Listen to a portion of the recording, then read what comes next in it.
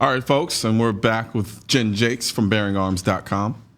And so before we went to break, I kind of mentioned a story I was going to tell. I'm not going to tell that story. Instead, I want to talk about California because I went on this little tirade not too long ago on social media, which I have a tendency to do, about essentially the conditions, the Second Amendment conditions in California.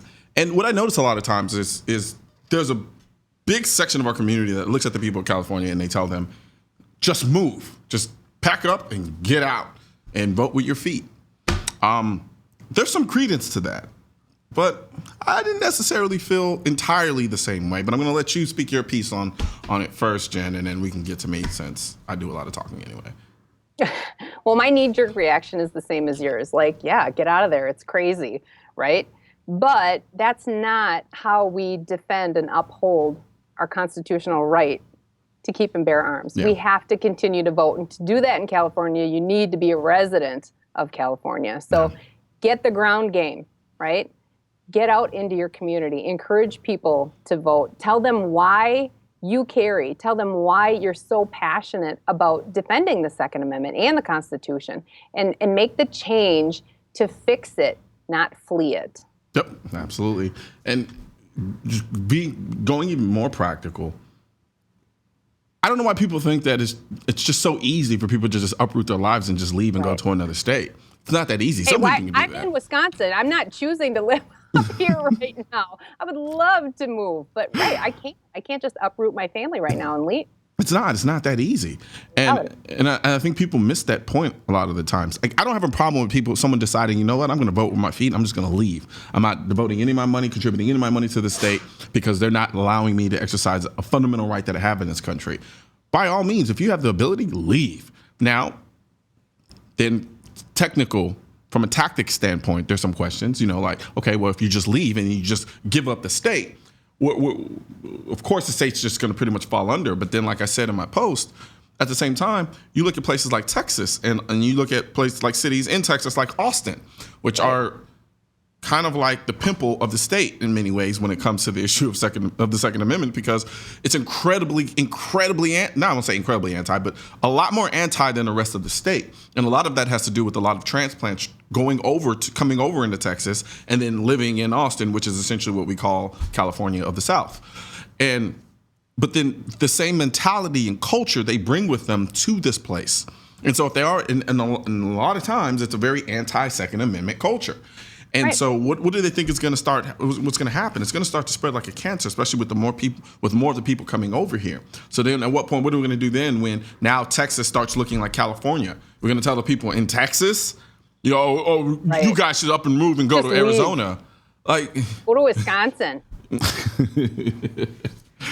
I just think I just don't think it's I don't think it's incredibly feasible from a holistic standpoint. I don't think it's a solution, so to speak, from a 30,000-foot view. I take your position. Stand and fight. If that's where you're going to be and that's where you're going to live, fight. Now, there is some critique from the standpoint that with the proposition that just passed, there was a lot of evidence to suggest that a lot of people really just didn't get out and do anything. That a lot of people kind of ignored the petitions that they were trying to get signed. They didn't get anywhere near close to the signatures that they needed to do. I don't personally know, so I can't lay judgment. However, I am hearing things, and so from that perspective, if that is true, then we definitely at that point shut up. If you're gonna live there and you're not gonna do anything to actually do something about it, then I don't really have any sympathy for you. Yeah, exactly. Right. Well, we have the same thing. We have Madison and Milwaukee. That absolutely does not speak for the entire state of Wisconsin, because Green Bay and everything else, we're very conservative. We're hunters. We're just blue collar, good people. Yeah. And you have Milwaukee and Madison that are just so crazy right now. I don't know if you've been following what's going on in Milwaukee, but it's just like, okay, that does not sum up my entire state. And I'm going to kick the ground game up a notch and start working in communities around those areas to kind of push common sense back into those areas. Yeah. And what's crazy to me is when you look at California, that is literally the birthplace of the AR-15. The very first AR-15 or M16, whatever you want to call it, was born in California. And so was the second one. And then Do you mean automatic rifle? No, I mean assault rifle. Okay, thank you. I didn't know. I'm so confused. And so really quickly, so I kind of want to go off on a tangent here, which is normal for me. Rhetoric, right? And just in terms of the word games that we tend to play back and forth with the other side when we talk about issues dealing with firearms. How important do you think it is? Like when, the whole notion of, it's not an assault rifle, it's an automatic, it's a semi-automatic rifle, things of that nature. I've largely, in my experience, I've learned that even when you break it down to some of these people, they don't care.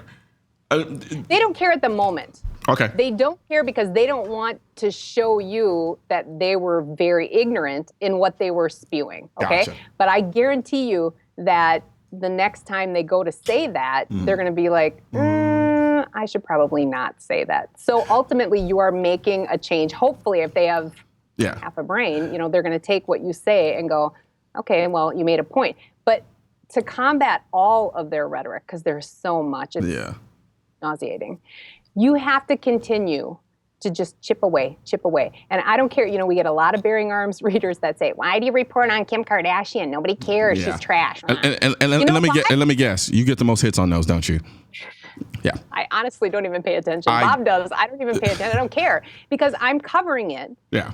And here's why. She has a platform of how many millions of idiots who are just eating the word soup that's coming out of this woman's mouth. Therefore, I need to say... You need to counter that. You're wrong. Yep. That soup is bad. Like, stop saying it. Absolutely. And I don't care who it is. I'm going to continue to just chip away at that narrative. Absolutely. Every single day. Well, I'm sorry, but we've come to an end. No. But no, I really appreciate. I mean, you'll be back. So, but thank you very much. It was a pleasure. And thanks for having me. Always fun to come on. Absolutely. Merry Christmas. Merry Christmas to you too. Stay out of trouble. Oh. All right, thanks, Jen. We're going to take another quick break, and when we come back, we'll be checking out the gun of the year.